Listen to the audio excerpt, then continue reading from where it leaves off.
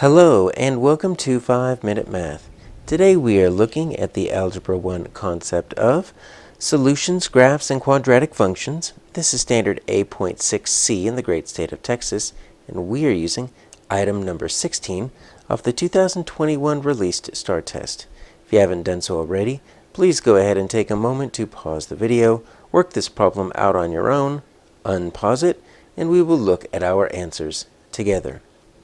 So we have a graph of a quadratic function, and we need to find which of these equations best represents that. And so if you notice, all of our answer selections are in standard form. So this is the f of x equals ax squared plus bx plus c. So that's what we're looking for. And we can actually tell a little bit from here, because we know that this a actually dictates.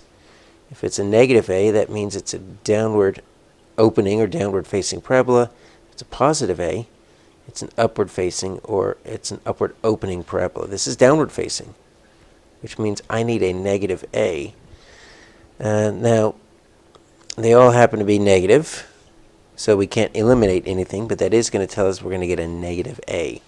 So we've got two options to solve this. We could use our vertex form. Right, so we could say f of x equals a, and then what you get is x minus h squared plus k. And this becomes helpful because your h and your k are actually the x and y coordinates of your vertex. And it looks like you've got a pretty clear vertex right here, x of 0, y of 8. So you could plug that in along with another point, and you can solve for the a. The a is the difficult part here. That's what you've got to solve for.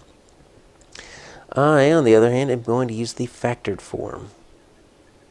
But the vertex form works just fine. So how do we use the factored form? Well, it's just the standard form factored out. So f of x equals a. Then we say x minus u, x minus v. These two expressions are helpful because of the u and the v. So the u and the v are actually zeros, or solutions, or x-intercepts, however you want to term them.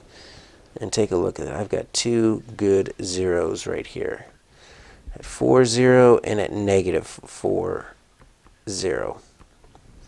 So what I'm going to do is I'm going to say, well, f of negative 4 equals 0, and f of 4 equals 0.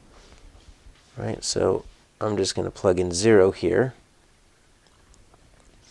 And we're going to say x minus, now let's say my u is going to be negative 4. So it's minus negative 4, so it's going to end up being a positive 4. X minus, we'll say v is going to be 4. Okay. So x minus 4.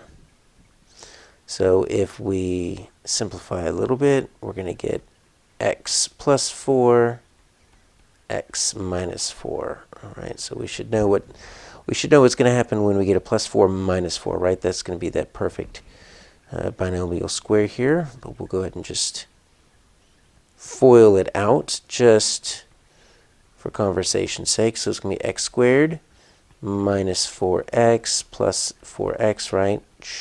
Those are going to cancel out. Minus 16. Now that's as far as we're going to get. And we'll be able to say f of x equals a, and then that's going to be distributed out to x squared minus 16. Really now we need to solve for a. So we are looking for another point on the graph that's going to help us, and it looks like we got a good one right here. That's going to be 2, 6. Because now what we can do is we can substitute in the f of x, or the y coordinate, as our 6, and our x of 2, right? So 6 equals a, and that's going to be 4 minus 16, that's going to be negative 12. So negative 12a. Divide both sides by negative 12, and a is going to equal negative 1/2. So we knew it had to be negative, so now it's going to be negative 1/2. So now we can say f of x, and I'm going to just substitute in right there, negative 1/2, negative 1/2, x squared, and that's going to end up being a positive 8 when I distribute that out. My answer is H.